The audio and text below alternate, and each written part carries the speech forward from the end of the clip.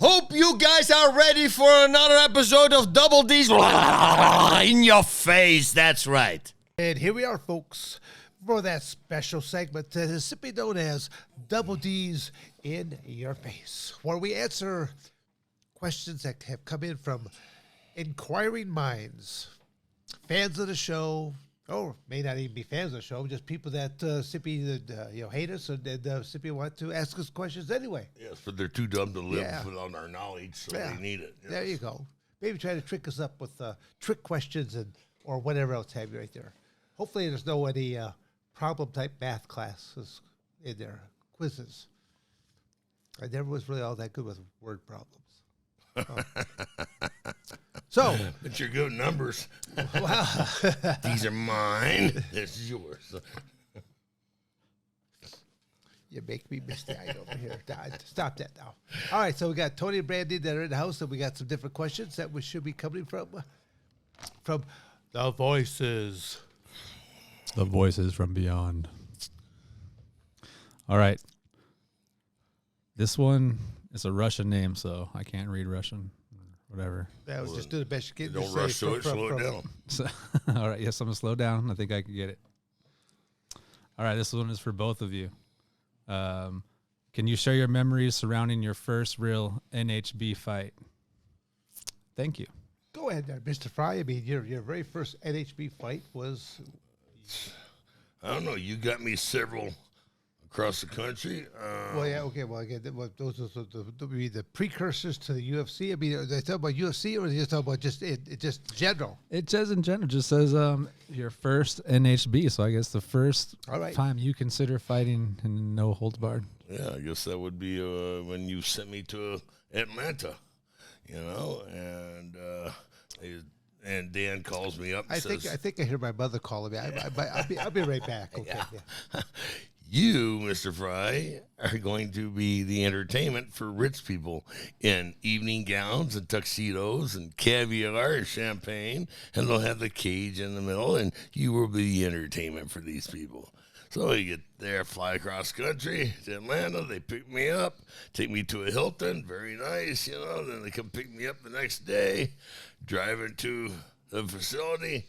Guy turns around and says, "Oh, by the way, we can't pay you. Do you still want to fight?" I go, "Buddy, I'm in Atlanta. I'm going to hit somebody."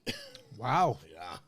Yeah. And so we go behind this building, into this warehouse, and get out and walk in. And they have dressing rooms are separated by blue tarps, So, you get the... Oh. I've actually had that layout before where it's just, this, your separation is like, hey, gee, you always wonder, it's like, if we tell any secrets every now and then, you got a tarp in between you and your opponent. Yeah. Well, hell, that's how it was when first UFC 8. Yeah. Yes, it was. They had the tarps, and you can hear Gary Goodridge next door to me, and before our fight, our final fight, they're over there with the mats, with the kicking pads going boom, boom, boom, boom, boom, like he's hitting that fast. And we're over here, we're in our room laughing at us because we know what the hell they're doing. And but again, that's part of that psychological warfare. Yeah, absolutely. So. That's your first experience here, right? Yeah, they're in Atlanta, and we're watching two fat guys fight each other for 45 minutes to an hour, and they're slipping in the sweat and the blood and all that. And the guy comes up to me. He's a former Navy SEAL, probably about $1.85 or something. He says, "Hey, I'm not getting paid for this, are you?" And I said, "No." He says, "Well, I won't hit you. You don't hit me." I said, "Deal." And so we went out there, took him down, and put him on choke. No, there you go. Yeah. There you go. You had a gentleman's agreement. Yeah, but then we were in Battle Creek, Michigan at Kellogg Arena. Oh, my. Yeah. This one I do know about. Yeah. Another one of Mr. Severn's. Another one is that I have to cringe about. It's kind of going like, fingernails going across the chalkboard here right now. Yes. It was what, New Year's Eve 95, 96, right? I get, just with all those therapy sessions I had, I thought I had them, and you bring it back up again. Yeah, Dan fought Dan fought for the world super heavyweight title, shoot fighting title. I fought for the world heavyweight shoot fighting title. There's so many world titles on that Yeah. event. Yes. All taking place in the cereal capital of the world, Battle Creek, Michigan, where Kellogg's Corporation is. That makes all those rice checks and cornflakes and the whole 9 yards. Yeah. Well, there was over 25 people there, don't you think? I think that was part of the staff that was mingling about out there. Security guards. Yeah. Cookie crunchers, Keebler elves, Yeah. things like that. Yeah. Yeah, that was. Yeah, those were the days, my friend. Yeah. Well, but okay, I don't have those kind of stories to tell other than the fact that my first time ever climbing the cage was for the UFC. There were no other leagues prior to that. They had UFC number 4. So, I don't remember really the question there, but I just remember what was ever the first experience. But what was like? Is there a second part of it? Don was just talking about this tournament you both fought in. Was that not a No, it holds wasn't barred? a tournament. No, it was NHB, but it was single fights. Yeah, it was single fights, remember?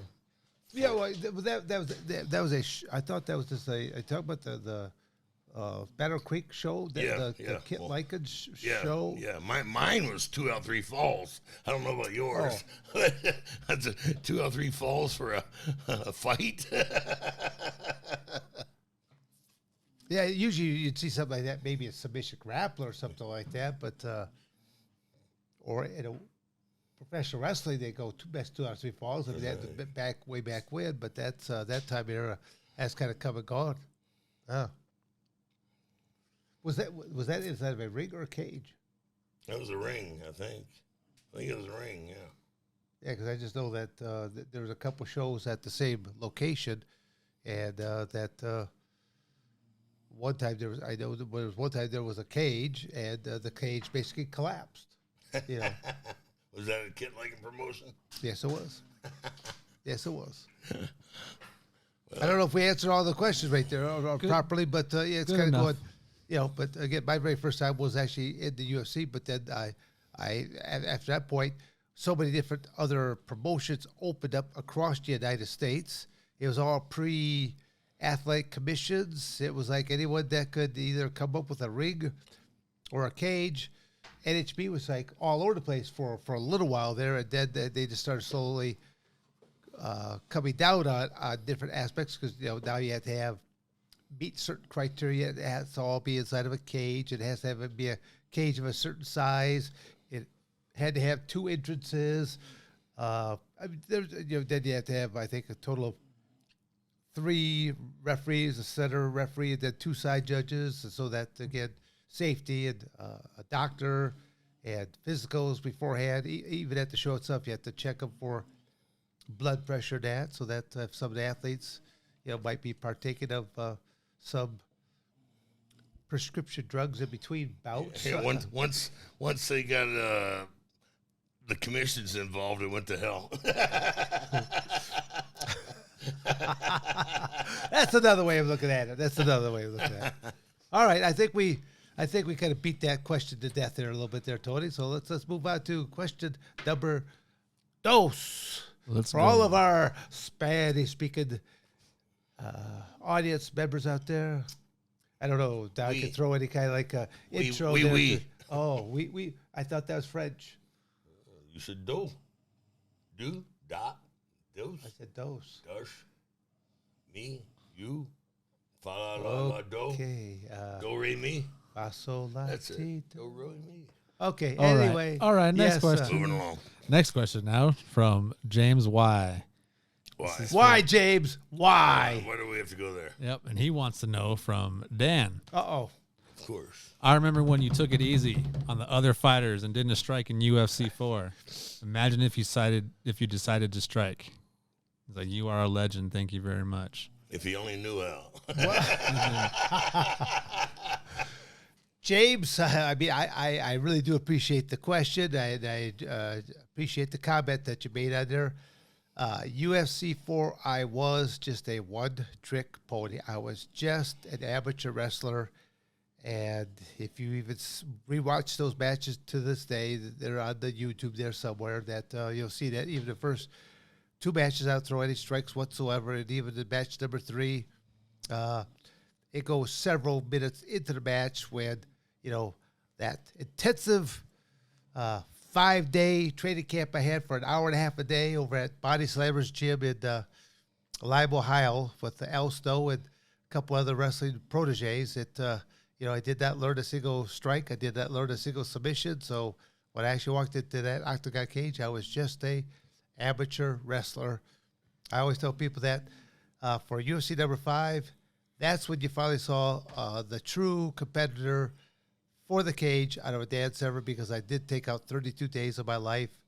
I left my family back in Coldwater. I went out to Arizona, living by myself, a lot of training by myself, but then I went to these Sunkist workouts. I was going to these workouts I was doing at the Grand Canyon University, a couple classes a day, but then, just the lifting, the running, and then a couple, then doing some workouts over at the North Phoenix Baptist Church, what happens to be the church that John McCain used to go to. So there's some really interesting stories about me going on a couple different Sundays to see if I could bump into John McCain, because I was hoping to educate him more about the sport and not the spectacle aspect of NHB. Good answer. Get you. Are you still awake over there, Mr. Frye? Yeah, I'm just thinking, it'd be a waste of time trying to educate that guy. Well, Impossible. but see, I did not use all those multi-syllable words. I use smaller words, and so that Rock, stick, hit. All right, moving on. Me, Dan, you cave. Yeah, I understand. There. All right, this one's for Don. It's from Sam Man.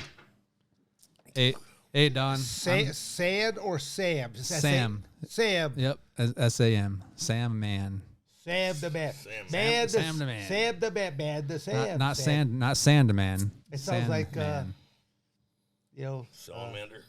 No. It sounds like the cat, the hat, that whole sequence. Sad.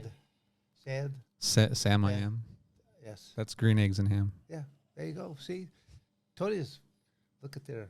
Well, You can never judge a book by its cover, now, could you? If you had him around every time you start a sentence, then people understand what the hell you're talking about. They're trying to. I'll take that under Consideration? Yeah, I think. You ever see an alligator mating call? Have you ever seen an alligator mating call?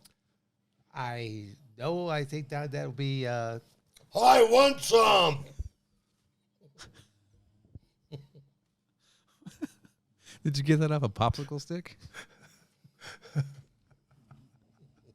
I just think that the night's gone on just a little too long. I'm just a little slap happy daffy here right now. But Mr. Frye, I'll give you props. That was pretty good. If I could only move my shoulders. Okay. All right. The question, please, Tony. Please, for the love of God. From Sandman. Hey, Don, I'm 32. Is it too late to start to try training in MMA? Yeah, give it up. Just go hang yourself now. Your hopes and dreams are shit. Forget about it. Fuck, just start driving a fucking truck or, Oh, get an ice cream truck and tour the neighborhood. that's precious. That's just precious there. You're done for. Might as well fucking plan to be an astronaut. Wow. All right. Well, that's a good answer. All right. There you go. You don't got a shot? You're fucked. Marry the fat broad down the street. Have a bunch of stupid kids. That was kind of brutal. That was like an NHB response right there. I mean, the guy's gonna have a bloody nose, a fat lip, and He'd go hang himself, but he'd break the belt. All right, this one. The clothes rider would come down and pull it down to the structure too. All right, we'll move on. This one is from. No, we're not done yet. Oh no, you okay? Go ahead. Tell him how. Come on, He doesn't have for a the chance. love of God, please move on. Thank you for watching another episode of Double D's in your face. You better like, subscribe, and share, or I'm going to come to your house.